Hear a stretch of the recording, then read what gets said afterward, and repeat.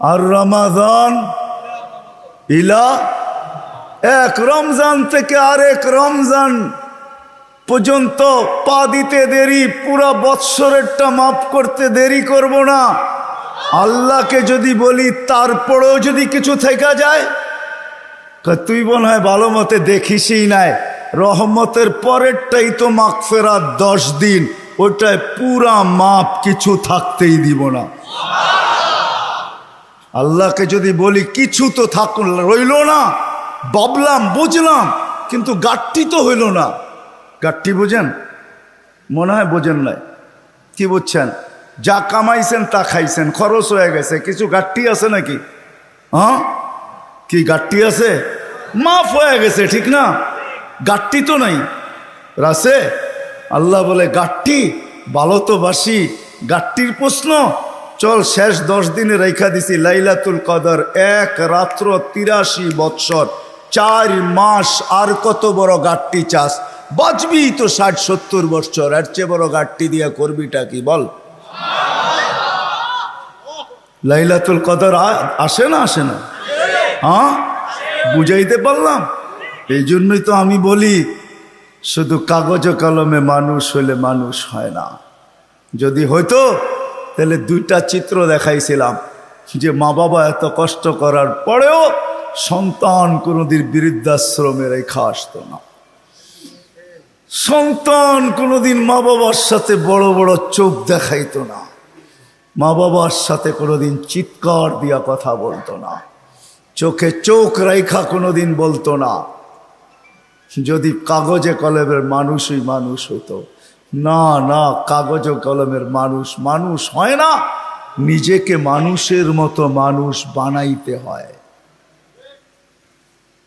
মানুষের মতো মানুষ বানাইতে হয়।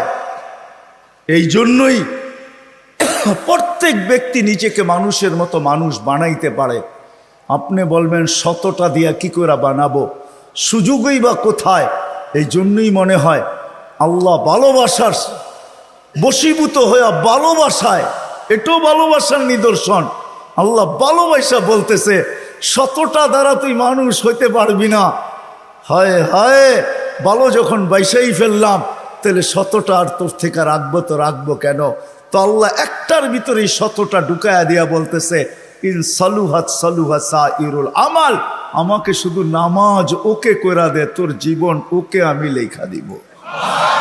নামাজ কমপ্লিট করে দে, ওর জীবন ওকে কমপ্লিট লেখা দিব। নামাজ পূর্ণ, জীবন পূর্ণ লেখা দিব। এই জন্যই তো আমি বলি এই উম্মত যদি কিছুই না করত, আজান হওয়ার সাথে সাথে যদি শ্যামবাজারের রোডে চাটাই বিছানো হয়ে যেত, যে চটপট নামাজ তারপরে ব্যবসা, প্রত্যেকটা মার্কেটে যদি এরকম হইতো। তবে আমি একটা দেশ দেখা আসছি জীবনে, আমি ওই দেশে 6 বার গেছি, 6 বার। আমি চিনি ওই দেশ, আমি দেখা আসছি, দেখা কথা বলতেছি, শোনা কথা না।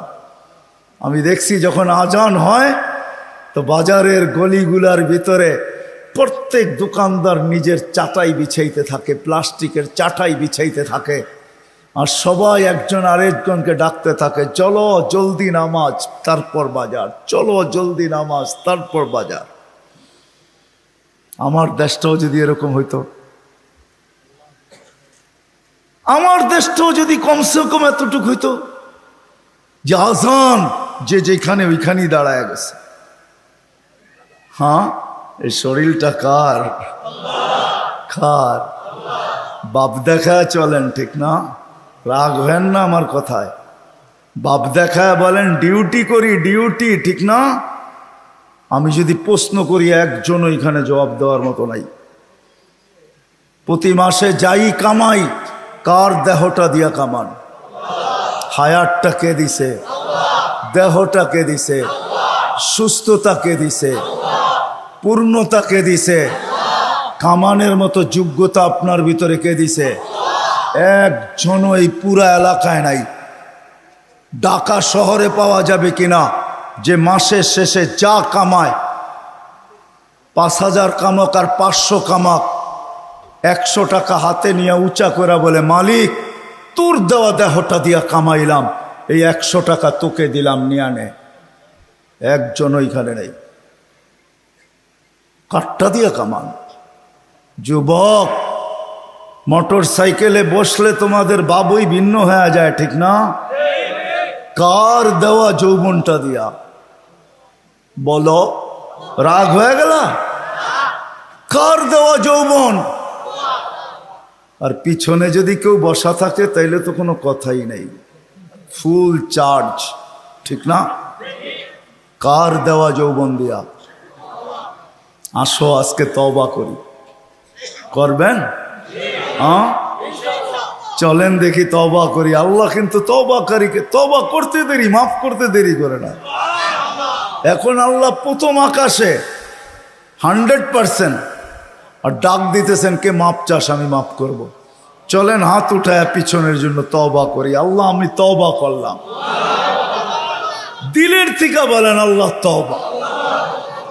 আল্লাহ কবুল করেন।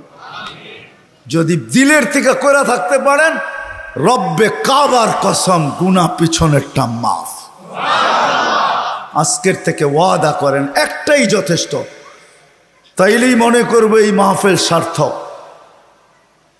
একটা, যে আজকের থেকে কোনো অবস্থায় নামাজ ছাড়বো না, না, না, না, না।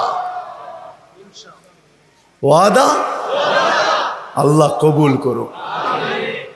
কোরআন হাদিসের কথা আল্লাহ নিজে বলতেছেন, ফাস্তামিউ, দিলের কান দিয়া শোনো।